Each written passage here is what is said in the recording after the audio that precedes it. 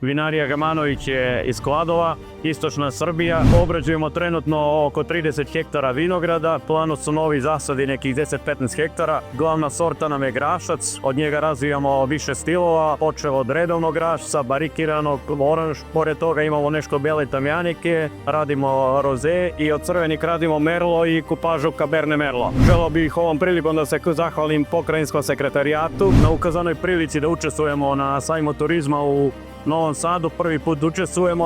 Od vina bih pre svega izdvojio grašac, koji je berba 2020. koja je osvojila 6 zlatnih medalja, a posljednje veliko priznanje koje smo dobili bilo je u Grčkoj u maju mjesecu ove godine, duplo zlato sa 94 poena i bilo je među 15 najbolje ocenjenih belih vina na Balkanu. Od nedavno smo na tržište izbacili i destilate. Od destilata bih mogao da izdvojim vinjak, šljivu i ono što nas posebno raduje je džin koji će sad u decembru izaći na tržište. Džin koji se radi sa 6-7 vrsta domaćih trava, koji se zove Kuraž. Planiramo još 2 stila džina da razvijamo. Ovom prilikom bih hteo da pozovem sve Novosađane da posete nas vinoteku koja se nalazi u Pavla Papa 25. Tu mogu da probaju besplatno sve naše proizvode, a pored toga u vinoteci se nalaze i proizvodi od tartufa, sirevi, čokolade.